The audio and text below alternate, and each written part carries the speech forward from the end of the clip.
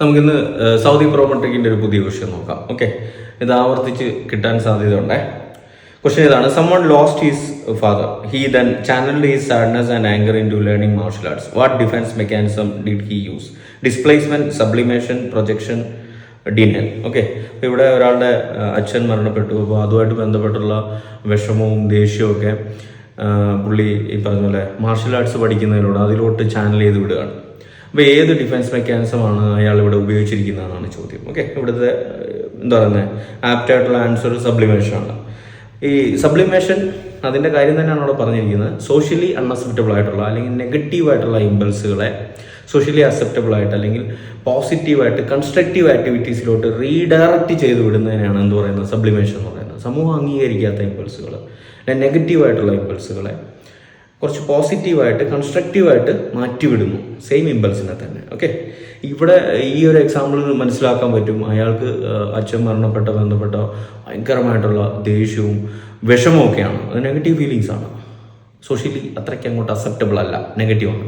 അതിനെ കുറച്ച് ഡിസിപ്ലിൻഡ് ആയിട്ടുള്ള സോഷ്യലി അക്സെപ്റ്റബിൾ ആയിട്ടുള്ള ഒരു ഔട്ട്ലെറ്റിലോട്ട്, ലൈക്ക് ഇപ്പോൾ പറഞ്ഞിട്ടുള്ള മാർഷൽ ആർട്സ്, കരാട്ടെ പോലുള്ള മാർഷൽ ആർട്സ് പഠിക്കുന്നതിലോട്ട് അയാൾ റീഡയറക്റ്റ് ചെയ്ത് വിടുകയാണ് ചെയ്യുന്നത്. അതിനാണ് സബ്ലിമേഷൻ എന്ന് പറയുന്നത്.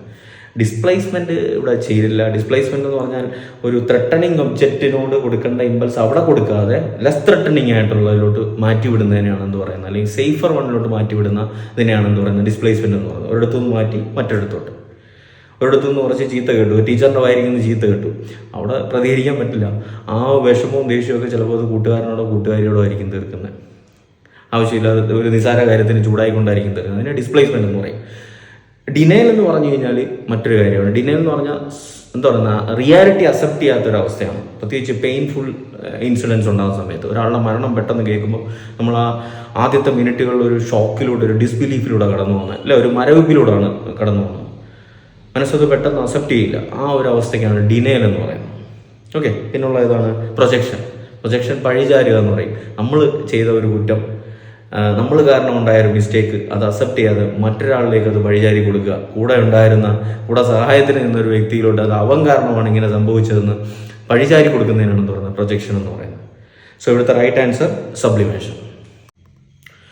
DH, അത് MOH, പ്രോമെട്രിക്, എംഗ്ലെക്സാർ, പിന്നെ അതുപോലെ തന്നെ ഗവൺമെൻറ് എക്സാംസ്, ഇതിനൊക്കെ വേണ്ടിയിട്ട് റെഗുലർ ക്ലാസ്സസും ക്രാഷ് കോഴ്സസും നമ്മുടെ നഴ്സിംഗ് ഫ്ലിക്സ് ലെക്ചേഴ്സ് ആപ്പിലും വെബ്സൈറ്റിലും അവൈലബിൾ ആണ്. പിന്നെ എംഗ്ലെക്സാറിനും പ്രോമെട്രിക്കിനും DHയ്ക്കും ഒക്കെ വേണ്ടിയിട്ട് ഒരു പുതിയ live question discussion classes June 6 മുതൽ സ്റ്റാർട്ട് ചെയ്യുന്നുണ്ട്. കൂടുതൽ ഡീറ്റെയിൽസ് അറിയാൻ വേണ്ടിയിട്ട് ഞാൻ കൊടുത്തിട്ടുള്ള വാട്സാപ്പ് നമ്പറിലോട്ട് കോൺടാക്ട് ചെയ്യാം.